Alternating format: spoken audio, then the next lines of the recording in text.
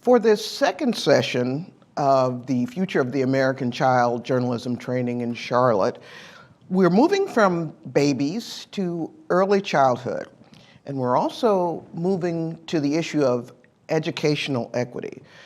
I think it's inarguable that a child's start in life is enhanced when they have access to quality education, supportive parents, nurturing inputs into that issue of brain development.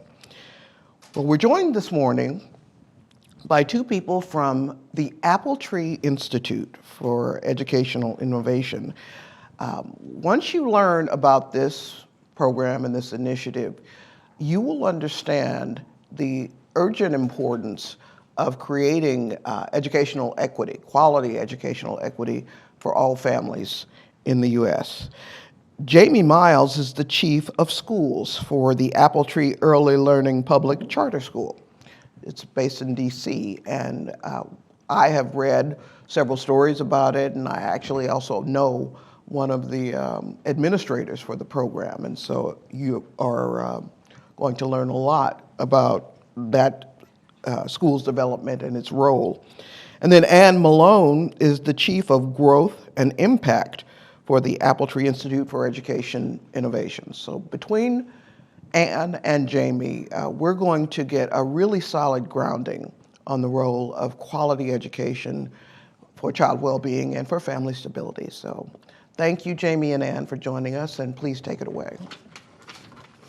While it's getting queued up, I'm going to step on this side. Jamie and I are both lifelong educators and feel uncomfortable sitting and talking, so we are both going to stand, if that's okay with everybody, and probably do a little walking around. My name is Anne Malone. I'm the Chief of Growth and Impact for AppleTree Institute, and I've been with AppleTree for almost 18 years and have seen lots of change over the years and have been really grateful to work with my colleague Jamie for almost 8 of them now. I'm Jamie Miles. I'm the Chief of Schools at AppleTree. And yes, I've been at AppleTree about 8-9 years now. I'm excited to continue the work. Great. So we're going to tell you a little bit about AppleTree first to give you some framing, and then we're going to talk about the research behind pre-K and around this, really ground us in educational equity, why we do what we do. Jamie's going to talk a little bit about the schools in DC that we operate, and then we'll end with some of the growth that we've had across the country. AppleTree is a really unique nonprofit. It was founded in 1996 by Jack McCarthy and has really intended to be a research to practice institution since the start. There are 2 sister organizations bound together by one board. Jamie is the Chief of Schools for AppleTree Early Learning, which is a charter school network in DC that educates 630 kids at our standalone schools just for 3- and 4-year-olds. And then about 500 more through partnership schools. And she'll talk a little bit about that work in a few minutes. DC is unique in that it fully funds education for 3- and 4-year-olds. And then the Institute has built an instructional model and platform and really disseminates research to partners who use our model and is constantly in the practice back to research side of things too. All right, so that's kind of who we are, where we come from. Jamie's going to take you on a little Imagine If tour. Absolutely. So keeping with the theme of what you started with this morning and sort of continuing through where we are, I want you to take a trip with us and just imagine. Imagine what would happen if every single district, every single state, they invested in their youngest learners and made them a priority in everything that they did. Imagine that our 3- and 4-year-olds, no matter where they lived in the city, no matter what their economic status, no matter their race, their color, their creed, their zip code, they were provided with a high-quality early learning experience. Imagine what would happen if every single 3- and 4-year-old was taught by a highly qualified teacher who was provided with ongoing continuous training to improve their practices so that they can continue to cater their learning and their teaching to their students. And imagine there was a place where every 3- and 4-year-old and their family was provided with wraparound supports. So prior to entering kindergarten, that way when they left the program at the 3- and 4-year-old stage, they can go into kindergarten well equipped, knowing how to advocate as a parent, knowing how to advocate for their student, and the students to get the foundation that they need so they can be successful beyond. Imagine if that happened across the board, across the country. The reality of it is, it's not. And that is the work that we are pushing. That is the work that we're striving to do. That is the work that we want to do. And as we continue through this journey today, we'll tell you more about AppleTree, where we think we are definitely hitting about 4 of these bullets. And although we're not a perfect institution, we are working continuously every day to make this not just something that's part of our imagination, but our reality. One of the things we do in many of our teacher trainings and meetings is make sure we bring the kids into the room. So I'm going to invite you to and introduce you to Ian and Amir Makel, the young men who are on the left there and on the right. I had the pleasure of knowing this family for almost 15 years. Both young boys came to the school that I was principal at in Columbia Heights in DC in 2007 and 2009. As rambunctious little boys that they are, their mom is a DC Public School kindergarten teacher. Dad worked locally as well. These parents were invested from the start, sought out a charter school that was free for their children, and we had the really great pleasure of having their mom come back to address our teachers this August at summer training and tell the story of how the oldest, Amir, is now at Morehouse and is a successful scholar, full baseball scholarship, and his younger brother, Ian, is following in his footsteps this year. And when we think about the trajectory of a child and what it takes and what investment beginning at age 3 looks like, these two are great examples of it. Their families did, their parents wanted this for their children and worked hard for it, but they also knew that they took advantage of the resources that the city offered and invested in them. And this is one story. Jamie and I could tell stories of children all day long, but it's pretty amazing to see this trajectory, and that's what we want for kids. So let's circle back and think, like, why pre-K? This is what we know, this is what the research tells us about high-quality preschool programs. We know that kids who attend high-quality preschool programs are more likely to attend college, to have a career, and to graduate from high school, and least likely to utilize special education services or be over-identified for special ed or be retained in grade school. Is there a selection effect where you have more, upper income families who have access to high quality preschool and that's why you're seeing those effects? Or is that, are those outcomes irrespective of a family's socioeconomic status? I don't have the research right in front of me, but I'm pretty sure it's irrespective of socioeconomic status. And often children who are in poverty have the highest trajectory and will beat these odds more if they are invested and all these other conditions stay static. I'm going to talk, unfortunately, about what can happen after a few years of not having great quality after that. I can also tell you that Jamie and I are both early elementary teachers. I think about when I taught 2nd grade and I had kids who hadn't been to pre-K and didn't know their letter sounds. How much of an advantage kids can have when they start early and they come to the early education years prepared, what a difference that makes in their trajectory of literacy gains, math gains, etc. This is just like a great quote. Preschool and elementary school quality make a difference for the strength of ongoing effects in terms of achievement, school progress, and attainment. This was a study in 2019. And we see this both for, when we talk about achievement, we think about academic gains, but also social emotional. How are kids ready for kindergarten and ready to be successful in society? And this is interesting that this came out in 2019. We could talk all day about the differences we see in kids and families post-COVID than pre-COVID, and it would be interesting to look at this again, but it's still that access piece for pre-K. It just stands out as such a need. So what matters in pre-K? Because we know that different cities and different jurisdictions have access to pre-K in different ways. So what matters? What are the most important things? I'm going to tell you about 3 of them. We could go on and on, but we only have 40 minutes. In terms of evidence, when we think about something that's being evidence-based, how do you know that it works? So strategies that have been researched, evaluated, and proven to achieve positive outcomes for children and families. A little bit later on, I'm going to tell you about how we know that our model works because we've kept such a close eye on children's outcomes, on classroom quality, on teacher engagement. And the question here is, is there evidence that children are learning developmentally appropriate social emotional skills and social and academic skills? So it's not about, there are lots of programs out there that are not developmentally appropriate. And AppleTree has chosen intentionally not to work with some programs because of that. give you an anecdote about a school that had children 3-year-olds standing in lines with their hands in their pockets in the hallways. Not developmentally appropriate, not one that is evidence-based. And are there classrooms designed to be centers of learning for all children?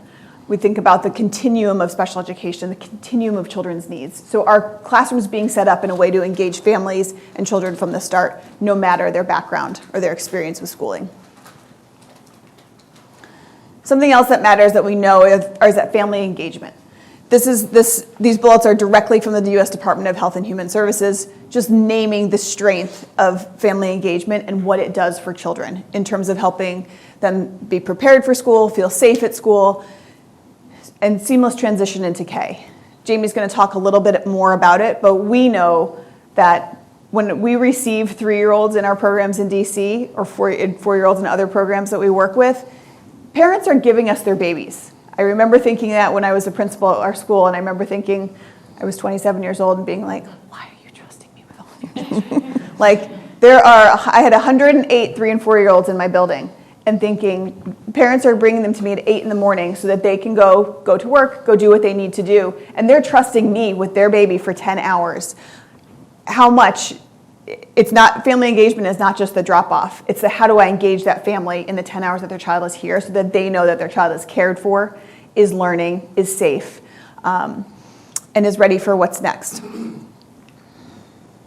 last thing I want to talk about is teacher quality. We've learned a lot over the last 15 years around teacher quality and what type of teacher makes a difference in a classroom. Research has shown us that higher qualification requirements yield larger gains for kids. We've seen this also, we've seen this in DC, we've seen this in New York and other areas too, where the bar for accreditation of teachers is higher than it has ever had been before.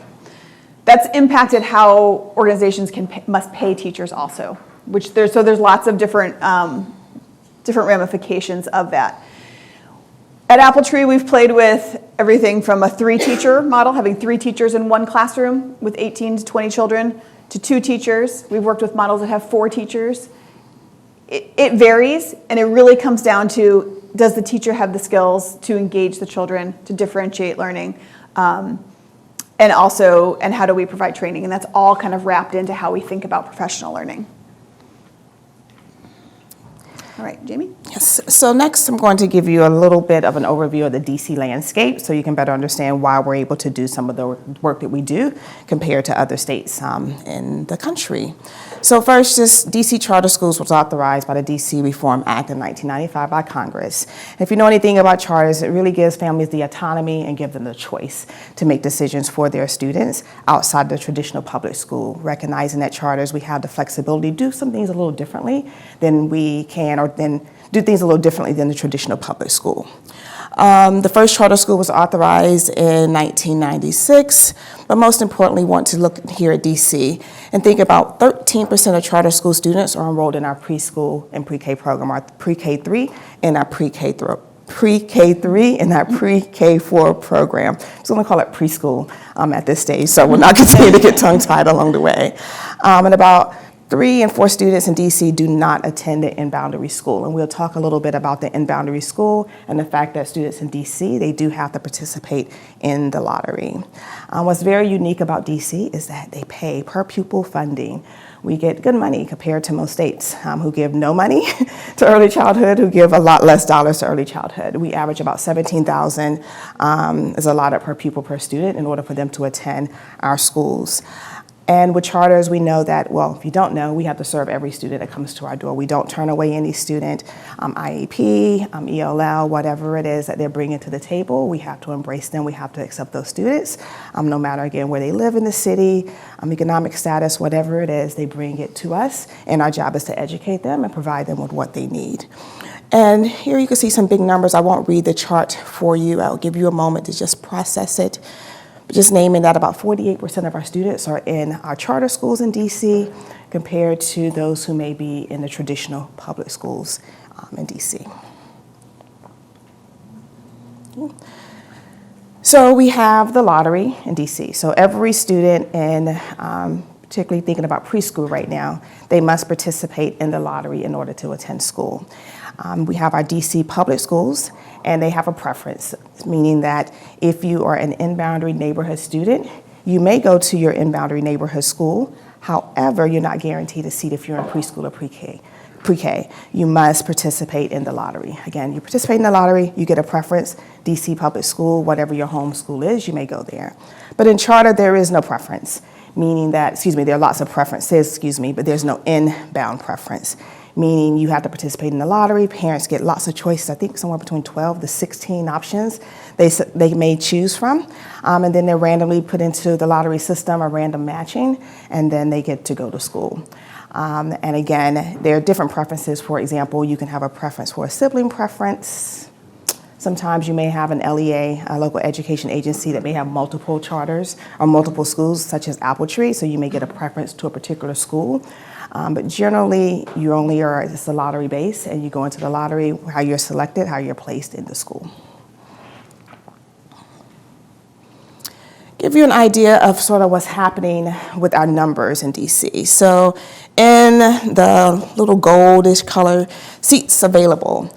Almost 7,000 seats can be available in preschool, pre-K realm, but we're not quite hitting the mark in terms of filling all those seats. So we have the applicants that are coming in between 4,000 and 4,000 and 2,000 between our preschool and pre-K 4 program, but we still have about 7,000 seats that are available. So there's a gap. There's more opportunity, more places for our students. We want our students to come. We need more families to get great access, to have access to these programs.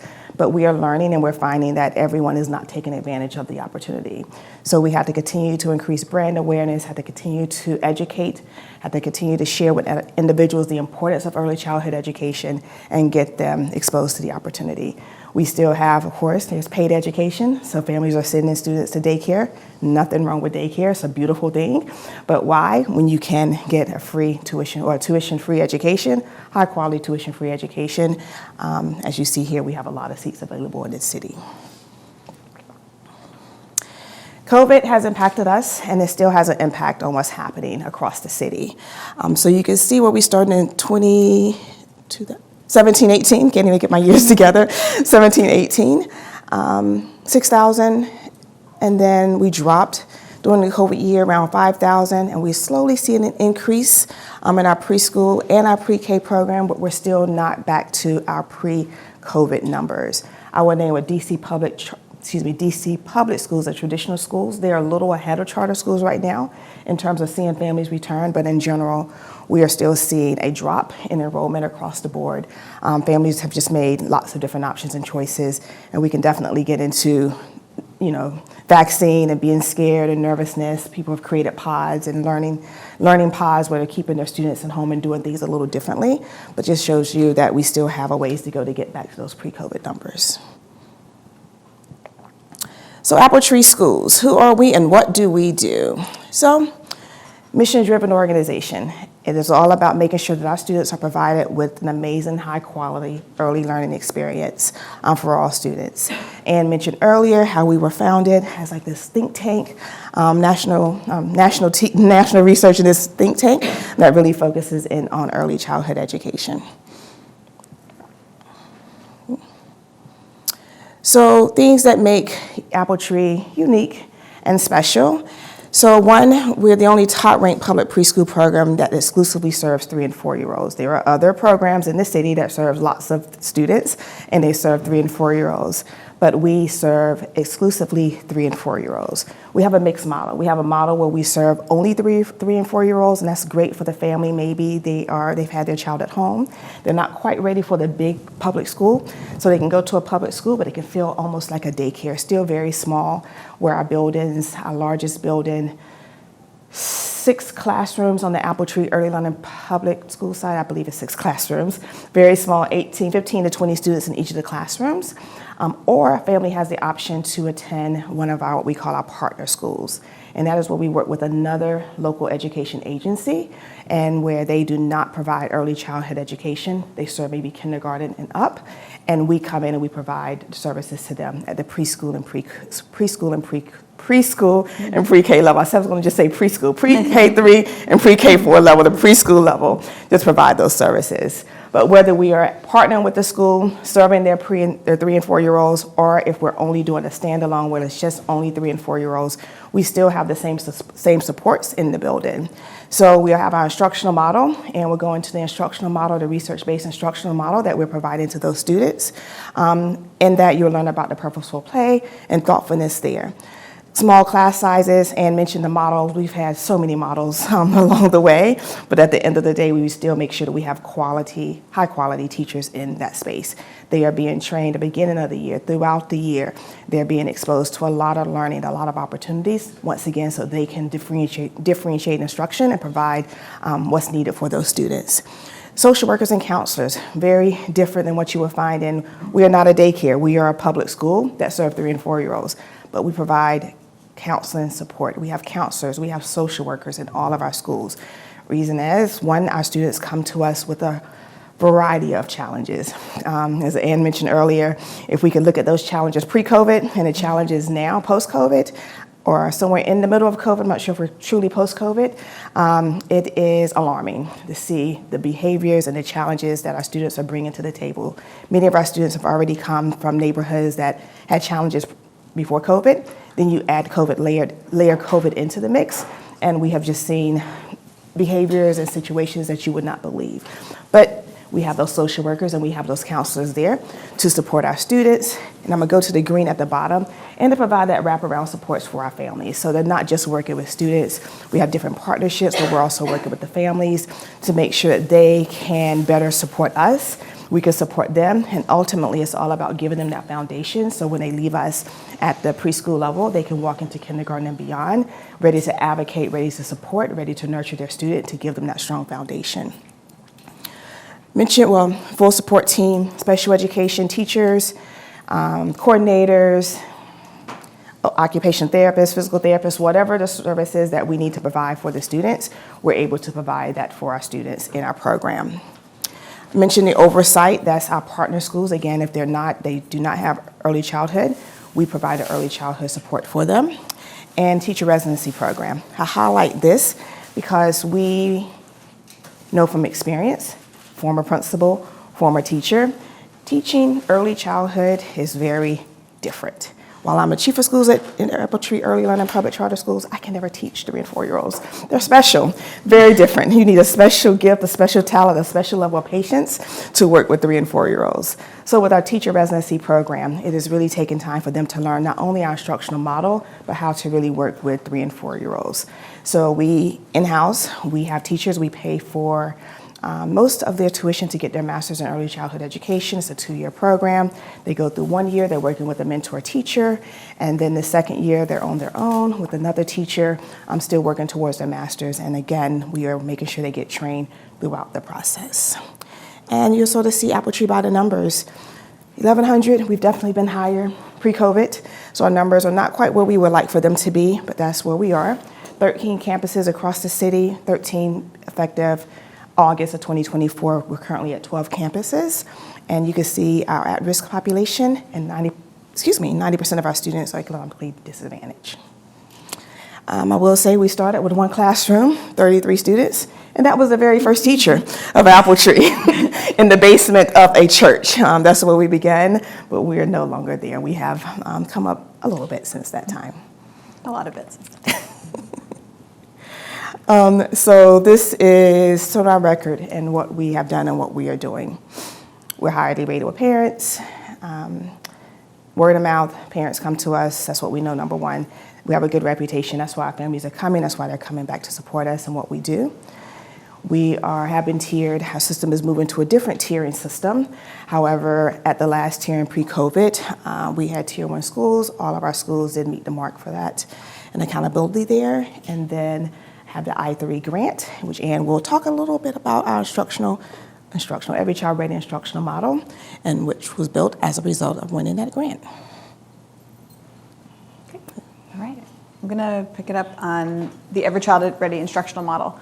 So Jamie kind of framed like how our schools, the schools that we operate, work in DC, and it's critical. And where I think where our partnership comes together is around the instructional model. So meaning like what happens in classrooms, how does teacher training happen, how do we bring all that learning to life? So in 2010, AppleTree Schools was using 5 different curricula to try to meet all the early learning standards in DC. And as a principal at the time, it was really hard because it's like 5 different pacing. Anybody who's taught or knows curriculum, it can be challenging. And we had to renew this curriculum that nobody really loved, and it wasn't hitting all the marks. At the same time, the Department of Education released the Investing in Innovation grants. We decided, what if we applied? What if we made our own curriculum? And so we wrote an application, won a $5 million grant from the Department of Education, and that launched what we now call Every Child Ready. The first thing that we did was talk to teachers and said, what themes do you want kids to learn about? What do you want in the curriculum? And one of the biggest things they wanted was a one-stop shop. Like, can you just put everything together so I don't have to go math over here, social emotional over here, literacy over here? So, and could you make it really fun and engaging for kids, which is what we wanted to do too. So what we use today is truly 13 years in the making, and continues to evolve through teacher advisory, things like that. This was fun putting together because I got to use lots of my favorite pictures too. When we call it an instructional model because it's really, it's comprehensive. It's designed for 3 and 4-year-olds. It includes 4 different pieces, which I'm going to go through.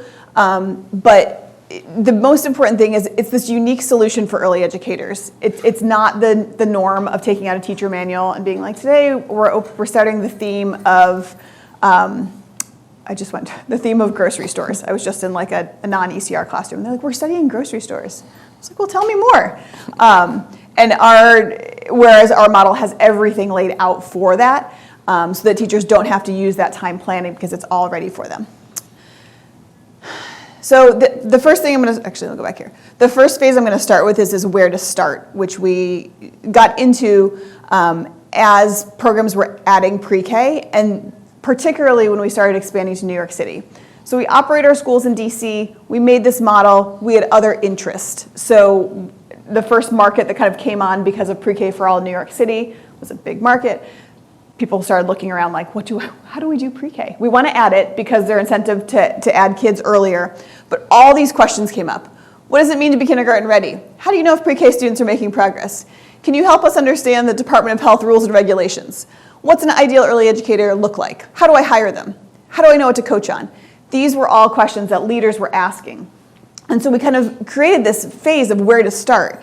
And during that where to start phase, AppleTree works directly with a school who's either in the application process of like applying in New York City, you apply to the New York City Department of Education.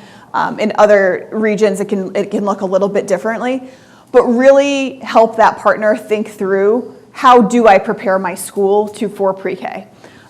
Everything from like, what does the environment have to look like?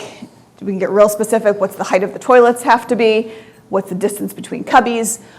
There's all those technical pieces, and then there's the mindset piece of like, let's look at your kindergarten and see what's happening in kindergarten. How can we think about how pre-K can bridge that? These are the examples of some of the schools that we've done this work with. Like I said, primarily in New York City because they had this big trajectory of growth about 5 years ago. But in DC, you've done it locally with Harmony Public Schools and a few others as well. The next phase of Every Child Ready is what to teach, which is really the core of the curriculum. And this, I realize my graphic is a little small on the side, but this breaks down how a day is spent in an Every Child Ready classroom.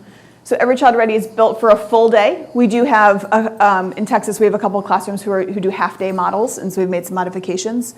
But you can see for a full day model, which goes typically from about 8:45 till about 3:30 with some variance, the light blue on the right is free choice centers. The majority of the day, almost 2 hours, over 2 hours of the day, children are choosing how they want to engage in learning in the classroom through thematic centers.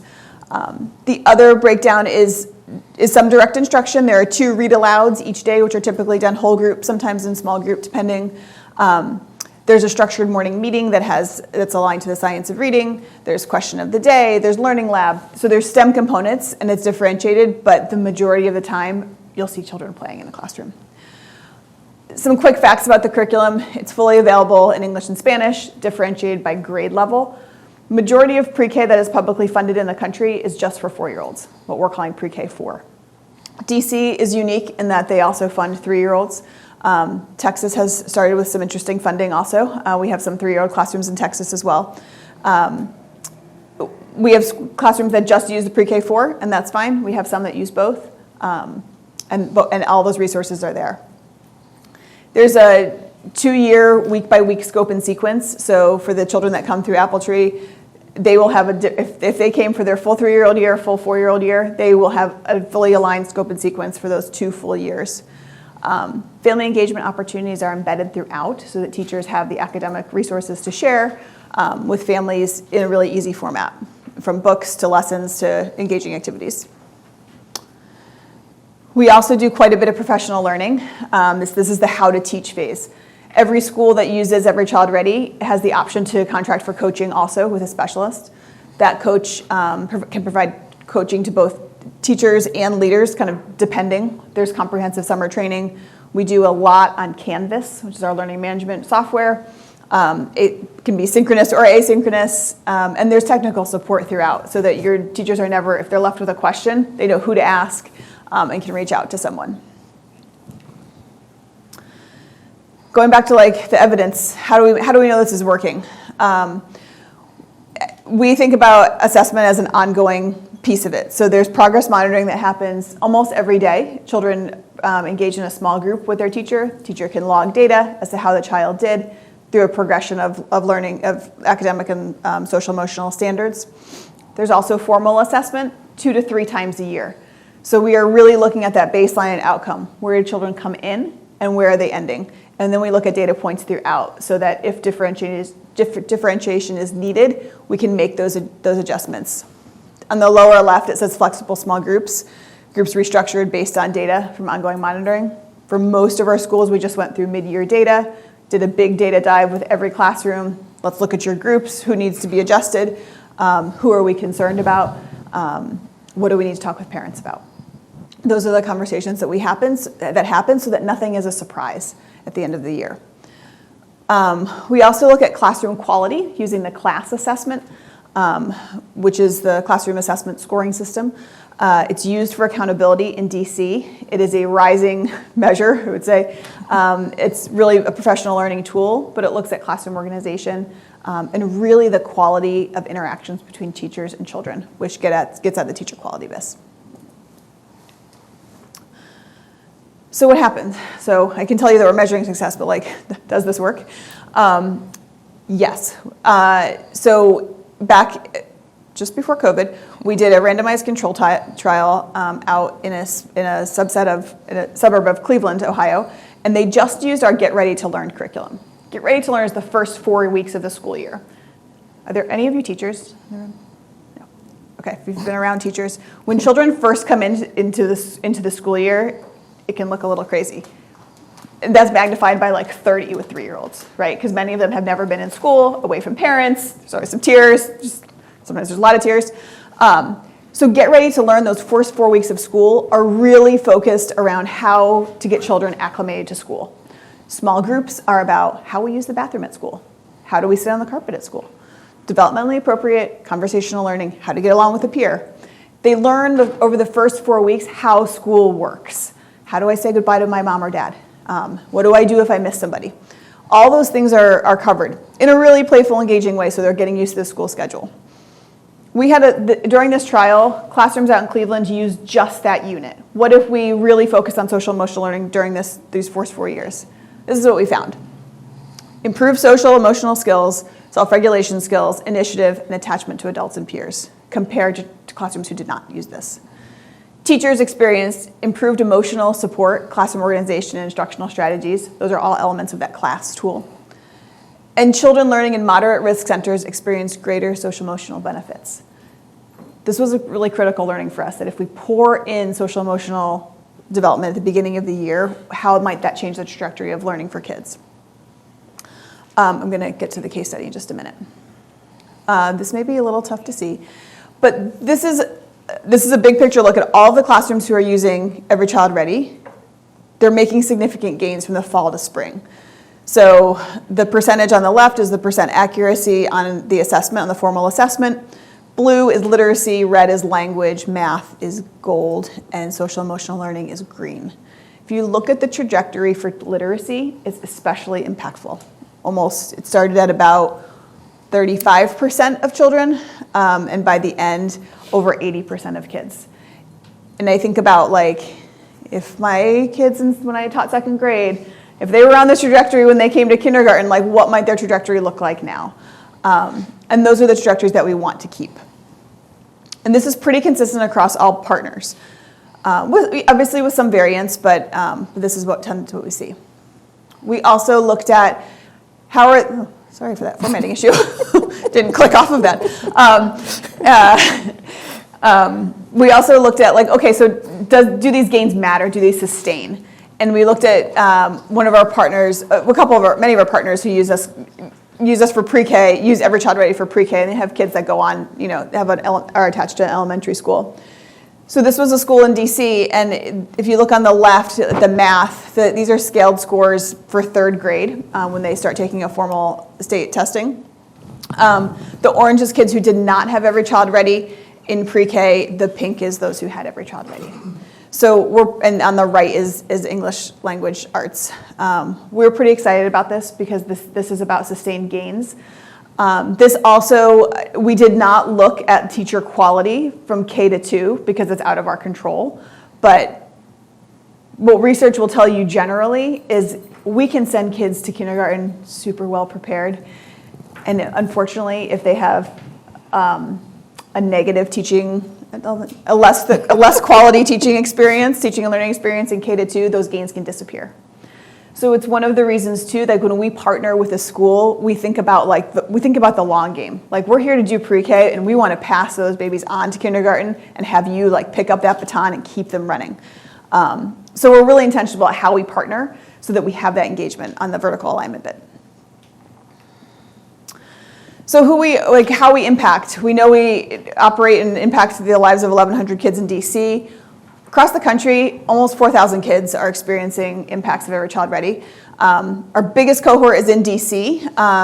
We have a pretty large cohort in New York City across 6 different charters there. We have a growing cohort in St. Louis. Missouri just passed some pre-K funding, which has allowed us, we have 4 partners there now. And in Texas, AppleTree, Every Child Ready went through the quality review process for the Texas Education Agency and is approved for use there. So we have a growing cohort of schools there as well. So we are busy. We've come from those humble beginnings from the church basement, are expanding across the country. And so as we're right on time. We wanted to kind of leave with a question, and then we're happy to take your questions too. And then thinking about each of your like critical roles as journalists, we were kind of brainstorming of like, what do we think they should do after our talk? And one of the most, I would say like a critical experience that we had together as leaders when we were both in DC is we really dug into the story of a student and the story of a family and how kids got to AppleTree, like physically got to AppleTree each morning. At the time, and still continued, we serve a pretty significant homeless population in DC. And at the time, the transitional housing was going through a lot of transition itself. And it meant that we had kids who were shuffled from one transitional housing area to another. And it meant that like families were taking 2 to 3 buses to get to one of our schools. And so we really spent time as a leadership team looking at like, how are families getting to places? What are the obstacles that are in front of them? And how can we support them? Because if you're taking 3 city buses with 3 young children to school, you've ran a marathon before 9 o'clock in the morning. And how can we lessen those burdens for families so that kids can thrive at AppleTree? I'm going to add one thing in that. Yeah, go ahead. And how it impacts your policy and your decision making at your school. So to that end, that story was that we used to have like this 3 strikes you're out. Basically, you come late to school because we're trying not to be the daycare. Like this is real school, and so it was if a parent they don't arrive at the 3 times, like hey, you have to go back home. Like you're coming late every single day to school. What's the challenge here? But we were sending them away and not having those conversations. So that story focus really challenged us to look differently at our policy. So we went through many of our policies, but particularly our attendance policy, as well as our tardiness policy, and we revamped it in response to recognizing that we have such a diverse population. There are so many challenges, and why do we have to be, going again, we're a charter, right? Why do we have to be so strict on certain things when we can easily modify and adapt to meet the needs of our families and our students? Yeah, so we'll end there. Thank you for having us. Thank you. If you guys would like to just maybe have a seat, or do you still want to stay standing? I like standing Well, the personally. problem is, I don't want to block you, though. I'm so sorry. for camera video purposes. purposes, if you Yes. would mind, I would appreciate it. I am going to start and take moderator's privilege and ask the first question. And that is, as I told you before we started, our training is focusing on systemic barriers. And so when I hear a presentation like this, and as I told you, I know Tom, one of the administrators for the Institute, and as he explained the reasons and the background, I thought, this is common sense. Why don't we live in a society that sees that it's the right thing to do, or it's even the smart thing to do, to provide every little child this kind of quality education? So I wonder what your thoughts are and how you would communicate this to a journalist trying to do the story about your perceptions as classroom teachers. What are the barriers in our society that keep communities and keep people from thinking that this is just basic common sense? It's a complicated question, but I mean, I think some of it is awareness. Going back, as I was naming, we say we don't want to be a daycare. There's nothing wrong with a daycare, but I believe there's still a lack of understanding that students can be in a traditional school, learning traditional things, engaging with traditional peers, and it's not babysitting. Students, if you have children, these are some intelligent little people. They know so much, but sometimes I think we put limits on what they can do. And again, there are amazing daycares out there. This is nothing against daycares, but we put limits on what they can do, whether we're keeping them home because of fear, keeping them home out of comfort, keeping them home again because, they're just so little, they're so tiny, versus engaging them early on and place them in places so that they can reach their full potential. That's one. I know there's so many barriers. What else? Yeah, I was thinking, I agree, Jamie. I think it's also just perceptions based on experience. So if if your experience with daycare is that kids play all day, and your perception of school is that that word school feels too academic, or even sometimes people shy away from the word structured classroom. It's I don't want that for my child. I want them to just play. I want them to just have fun until they go to kindergarten, because kindergarten has become a different kindergarten than many of us may have known when we were younger. And so there's that perception based on your experience colors a lot. We've also seen, I think about some of the families, particularly in DC, who had really negative experiences with school themselves as parents, and are resistant to sending their child to a public charter school or a public school in general based on their own experience. And I think when you think about systemic barriers, if that's, it's not quite a barrier, but it's the parents' the family's experience that is preventing them from having a different experience. you've really given me a good reminder now that I think about it, and that is this perception of it as being daycare, just kids playing and hanging out, or their lazy parents are at home and they're not doing what they need to do. So thanks for that reset for me. Are there any questions? There's one here. Hi there, I'm Michelle San Miguel with Rhode Island PBS. And you had talked about, how you guys go about selecting what schools you want to partner with. And you had mentioned an example of a school where students had their hands in their pockets. Can you speak more about that and practices that other schools use that you don't find, acceptable or age appropriate, and how schools can do better in those instances? Sure. I will give you an example of a school that we were partnered with. So when Jamie talked about the AppleTree Schools, I don't know if you use those words, but we have the AppleTree standalone schools, which are charter schools in their own buildings, just 3 to 4 year olds. And then the AppleTree is when we partner with a school that goes K to 5 or K to 8, and we provide their pre-K services. In one of those partnerships, there was the expectation that our pre-K kids would join the kindergartners for lunch in a large cafeteria in a large former DCPS building. If you've ever been in a big public school, picture long cafeteria tables filled with 4 and 5 year olds, and their expectation for kindergarten that it was going to be silent lunch. And I pushed back really hard on that, and I said our 4-year-olds will not do silent lunch. And it actually ended in a productive conversation, but it was like, well, why wouldn't you do that? And I was like, well, our whole philosophy is around language development and conversation, and we really, I could tell you the research around the number of words that children understand when they are 4 has a high correlation to their narrative comprehension, reading comprehension in 4th grade. So why would I stifle conversation of 4-year-olds at lunch when it's a social time? So I think it's an example of conversation as a developmentally appropriate practice. Shutting it down during a social time is developmentally inappropriate. And I think the way to address that is truly education as adults of helping people see a different side of things. Another example, I could go on all day, is how kids sit. So in some programs, pre-K and beyond, there are certain ways of sitting, you must sit crisscross applesauce, or you must sit with your hands folded in your lap. And anybody who's tried to sit crisscross for a long time, I am a short person, and I find it really uncomfortable after a while.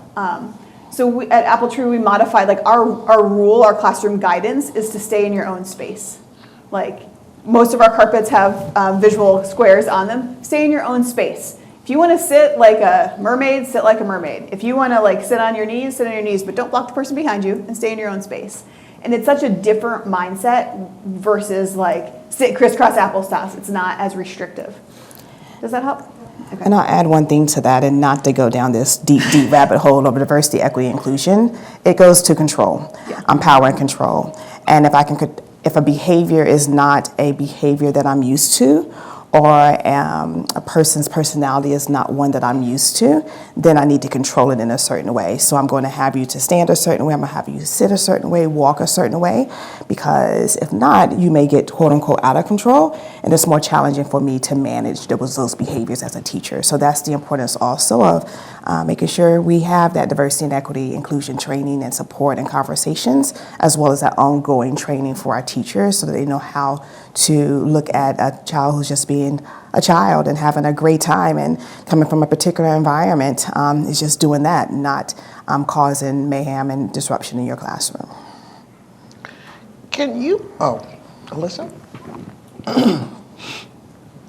Could you talk a little bit more about the tardiness and absenteeism policies? Because, I think we've seen post-pandemic that the school habit has really been broken for a lot of families. And so how do you balance the need to keep people broadly connected to school, even if they have attendance challenges, with the real need to build that as a rigorous habit in an era of really scary chronic absenteeism? I'm sure you've seen the statistics in DC and high school. They're kind of terrifying. It's hard, and we don't have that complete solution as of yet, particularly because while early childhood is funded and students enroll, they go to school, it is still not mandatory for them to show up every single day. So you're battling the fact of just normal absenteeism across the board, kindergarten and beyond, and then you get in preschool and pre-K where one is not required for them to be there. Secondly, again, we're still battling that daycare mindset, or I show up any time of the day that I would like to show up and drop my child off or pick them up when it's convenient for me versus it's the traditional school, we need you there. So the biggest thing I think we've done, again, we definitely are more flexible, more understanding the families, just really trying to understand and listen to what's happening. That goes back to that wraparound support. That's why we have our social workers, that's why we have our counselors, to really understand the barriers. And one thing that's unique about AppleTree, not saying it doesn't happen at other schools, but being in other schools, I say it doesn't happen as much. We try to eliminate every single barrier that we can. Some of them are out of our control. Oh, I can't get to school because I don't have transportation. Well, here's an Uber card. Oh, here's a token. Here's a bus token. You come to school with your child, we'll send you back in an Uber. Oh, I don't have the uniform, I don't have the shoes, I don't have the coats. Well, we're going to provide you with the coat. We're going to make sure that you have a uniform. Access to laundry. Access to laundry. If you need to wash, whatever it is, we try to make sure all the barriers that are within our control, we try to minimize them for our families and take care of them, wipe them off the board. And then it's about building those relationships. We have quite a few partners in DC that we work with and try to make it one, like an incentive. Families are struggling with homelessness and joblessness. So if you can get your child to school, maybe we have another partner in the city that we're working with, maybe we can help you get a job. So you're getting a job, bring your child to school, we're gonna make that connection for you.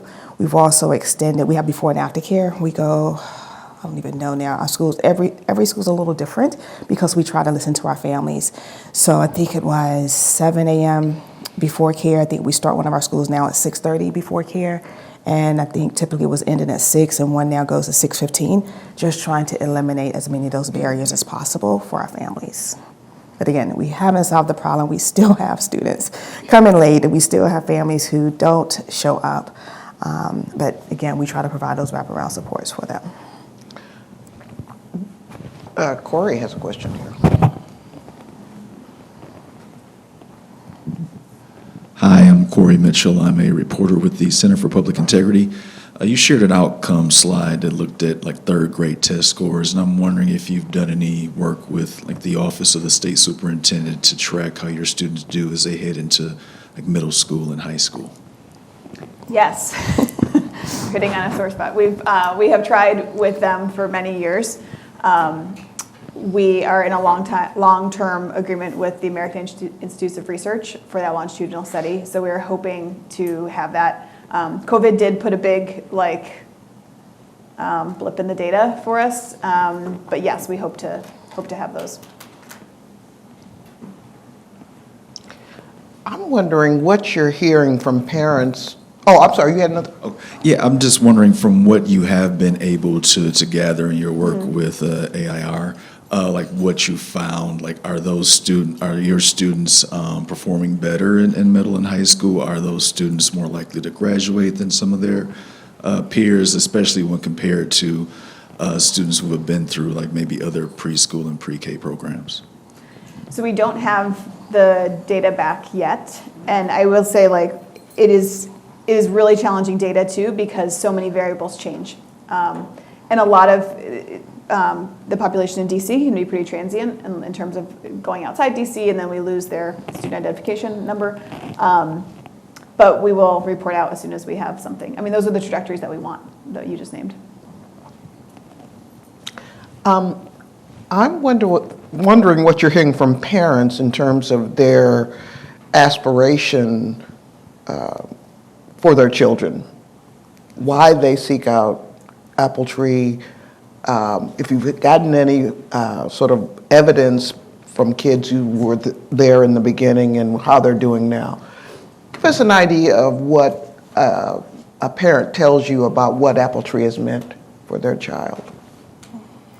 Yeah, I think Anne has more stories than I do. Oh. Yeah, I think you do. Sorry, I was going to toss it to you. Yeah, I mean, I think, I do. I think of like all these little faces. I think for what some of the things like parents have said over the years, and I remember I think about this when I was a principal. Actually, it's the family that I spoke of today. After her first son, when Amir went on to kindergarten, he went to kindergarten at a DC public school, and I remember the first week she came back to us to like pick her younger one up, and she was like, "Ms. Anne, listen, you all take such good care of us for 2 full years, then you just hang us out to dry in kindergarten. None of those like daily emails, those like daily cheerleadings that you gave, none of that happens in kindergarten." But it was like, I mean, that she said that to me 15 years ago, and I remember it, and it's like, that's just what we want. Like, we want to create this environment where kids feel safe, they feel loved, parents feel safe and loved, and know their kids are so well taken care of, that like, that they're ready for what's next. And that was like good feedback. I'm like, how can we bridge this a little bit better? But I think that's what parents seek out, and if they know, I think it's on us, both like with partner schools and with the schools we operate, to demonstrate from the start, from the beginning of the application process, that we are invested in their family and their child. And you've put a lot of resources into that team to like engage from the start too. Yes, I tossed it to you. I was thinking about like Miss Prather, I think her grandson. Oh, yeah. I thought you knew like Oh, the yeah. stories of people. I can't remember all the names, but to that end, I was going to say, because we really try, many of our families are very young, so the students are young, the families are young, so we found that in order for the student to be most successful, we spend a lot of time educating our families. So going back to the attendance, why isn't it important? Like right now, maybe no one is coming to knock on your door telling you that your child needs to be at school, but guess what? When you hit kindergarten, first grade, they will. So why must you start and build these habits now? So we do a lot of hand holding and having a lot of conversation with families, really trying to help them be better advocates for their students when they leave us. And because we do a lot of that hand holding, having those conversations, build those relationships, that's what we hear back. They want us to, one, continue beyond preschool and pre-K. They would love for us to go to kindergarten, first grade, and second grade. And then they say we've hung them out to dry. And they realize that, again, everyone is not going to support the entire family the way that we support the entire family. But again, we do it because our families are, many of our parents are very, very young. And first child, first school, first experience. So we're just educating everyone. So again, they can have that strong foundation as they go on into the other grades. So I'm Lois Collins from the Deseret News, and I have, especially by the time kids are in middle school, I get told by educators that schools are built for how girls learn instead of how boys learn in terms of activities and moving around. And I thought of that when you were talking about sit like a mermaid, but are there differences that you see at 3 and 4 that have to be adjusted for based on gender? I wouldn't say based on gender. I would say based on like different learning styles, and like it kind of gets at like sitting in different ways is one thing. Classroom greetings is another. So like in some, we tried to like give like a menu of choices for how people want to engage. Some kids are really comfortable with hugs. Some are not, like based on who they are, their experiences. So making sure that teachers are prepared. You want to give like an elbow bump, you want to give a fist bump, you want to give a hug, you want to do a dance, like lots of different options so that kids learn that it's okay to engage how it feels right. We see it for sitting.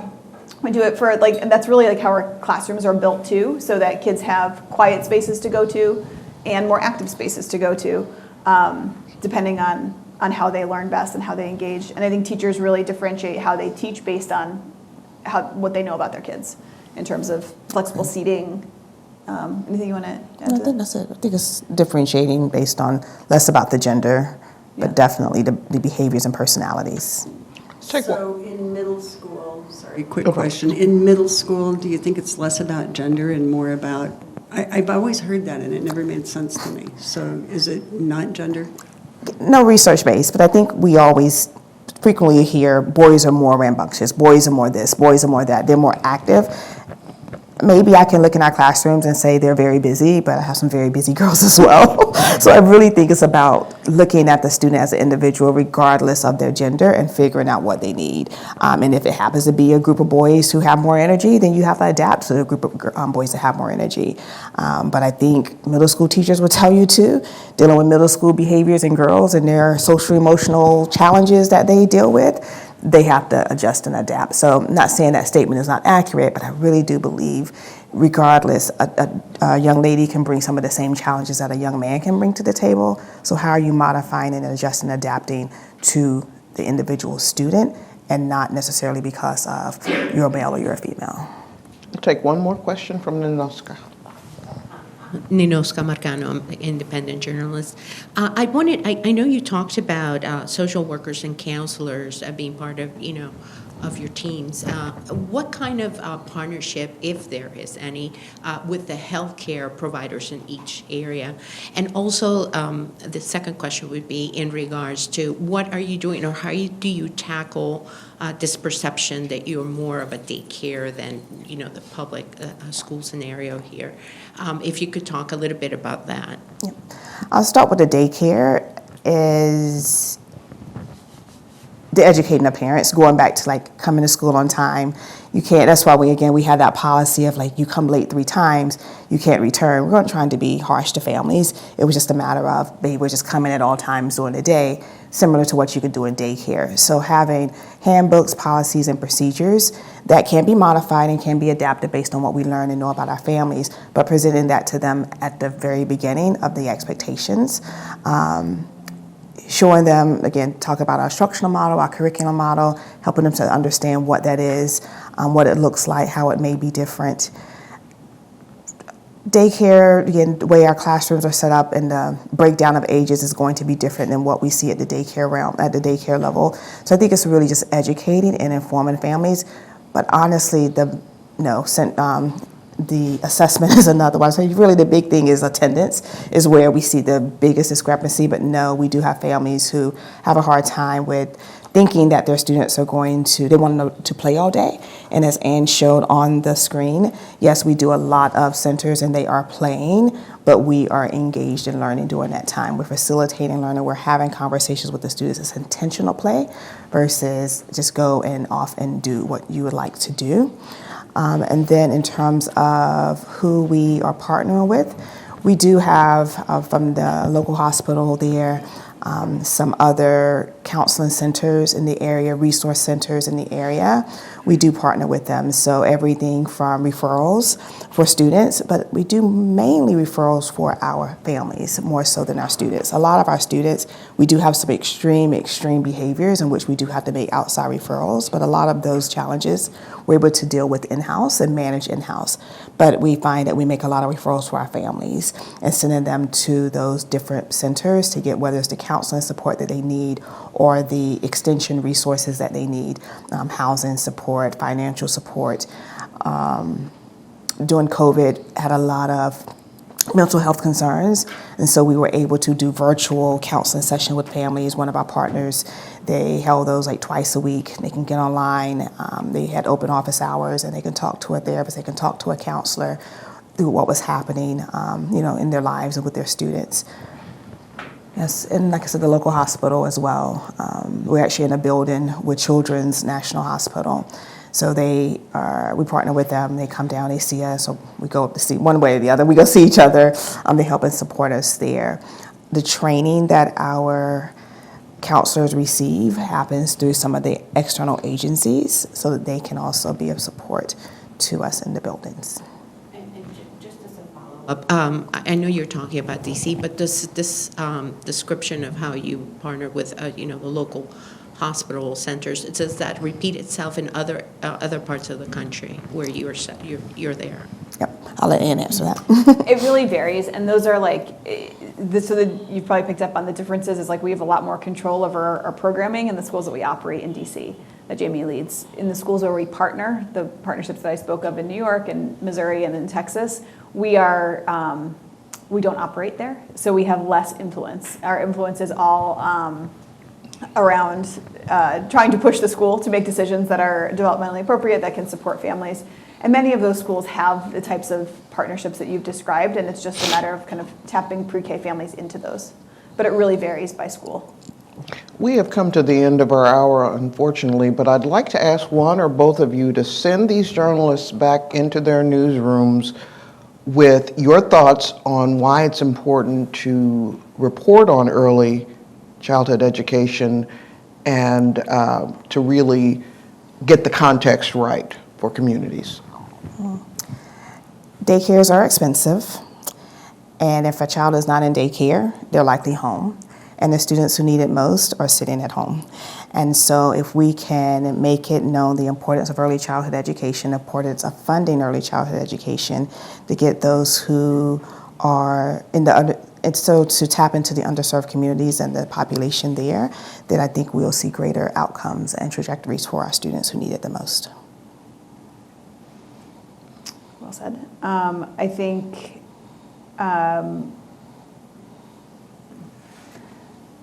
like I think of the word like humanity comes to mind of like think about like the when we shared about the transitional housing piece, and there are families in DC right now and probably in cities across the country who are in transitional housing of some kind. In DC, I'm picturing a very specific hotel on a not so great street. And families who are out at the bus stop with young kids trying to get to a safe school for their children. And I think those stories aren't told, but I think, or aren't told frequently, but I think that element of humanity of that little 3-year-old standing at the bus stop on a rainy day with his family, like that's the reason why, like, I think we both do what we do so that child has a chance. And if that child is not going to a environment where he or she will thrive and have the potential for the trajectory of those Make Old Boys to go to Morehouse someday, then like, what are we doing as a society? And on that powerful note, I'd like us to take this opportunity to thank Jamie Miles and Anne Malone for joining us for our training today. Thank you. Thanks for having us.